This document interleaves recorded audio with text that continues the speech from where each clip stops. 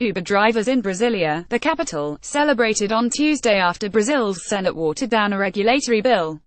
Adriano Machado, Reuters. São Paulo, Brazil. A few weeks after being banned in London, Uber, the titan of ride-sharing services, is waging a new high-stakes regulatory fight in Brazil, the company's second-largest market.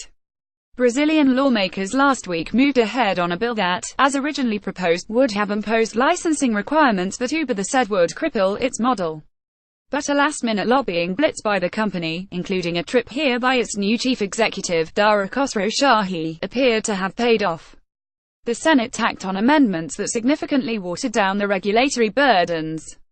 That kicked the legislation back to the House, and gave the company time to fight an effort by taxi unions to drive it and other app-based services out of the market. In the coming weeks, Uber expects to lobby members of the House to sign off on the amendments, which the company's spokesman, Fabio Saba, called effective regulation and no longer a veiled prohibition. It is not clear how soon the House will take up the measure. On the eve of Tuesday's vote in the Senate, Uber drivers protested by blocking roads, paralyzing parts of Brasília, the capital, and São Paulo, Brazil's financial hub. The company took out primetime ads on Globo, Brazil's main television station, and arranged meetings between Mr. Khosrowshahi and senior Brazilian officials, including Finance Minister Henrique Meirelles. As Mr. Khosrowshahi pressed his case, he struck a more conciliatory tone than the company had pursued under its founder, Travis Kalanick, who was forced out in June by investors. In the past, we were a little aggressive, Mr. Khosrowshahi said in an interview with Estado de São Paulo. But we have to understand that it isn't just about what we want, and reach compromises that work for us and for the countries. Uber has elbowed its way into important markets in Latin America, including Colombia and Chile, where its model is unregulated. The company and a handful of rivals have developed a loyal following, but their growth has been met with crackdowns by the authorities and protests by taxi drivers. Chilean lawmakers are considering a regulatory bill. Dara Khosrowshahi, Center, Uber's chief executive, after meeting with Finance Minister Henrique Meirelles. Adriano Machado, Reuters. Mr. Khosrowshahi signaled in the interview that Uber was open to some regulation in Brazil. But he said the original bill would have drastically reduced the number of Uber drivers in Brazil, currently 500,000.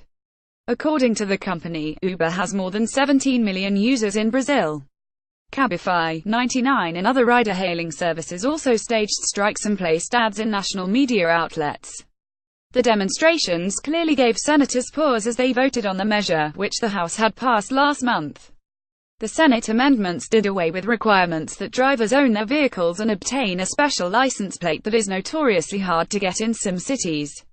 Other provisions, including one allowing municipal inspection of vehicles, were left intact. Uber's more conciliatory approach in Brazil comes after a bruising loss in London, where officials declined to renew its license. The agency overseeing subways, buses and taxis declared that the company was not sufficiently fit and proper. In a full-page ad, Khosrowshahi apologized to Londoners for the mistakes we've made, and in a letter to employees said the truth is that there is a high cost to a bad reputation. Ahead of the Senate vote, hundreds of taxi drivers and Uber drivers faced off-in-TEV protests in front of Congress. In a sign of how heated the debate has become, Mr. Saba, the company's director of communications in Brazil, was punched in the face by a taxi driver while speaking to journalists. In urging regulation, taxi drivers say they just want to level the playing field. Mariana Santana, a taxi driver in São Paulo, said she had comfortably supported herself and her sister until the rider-hailing services came along. Then, last year, her daily take-home wage dropped to $45 from about $100. She now sells cosmetics on the side to make up for the lost income. That's Uber's fault, she said. And it's not like their drivers are making more. The apps are the ones making all the money. That's why regulation is so urgent. Independent drivers say the app services have been a lifeline during the country's financial crisis. I think there needs to be more regulation and safety for drivers and passengers, said Daniele Perini, a full-time driver who responds to calls from 99, Uber and Lady Driver. But that bill wasn't about regulation, it was about getting rid of us. Shasta Darlington reported from São Paulo, and Ernesto Londonio from Rio de Janeiro.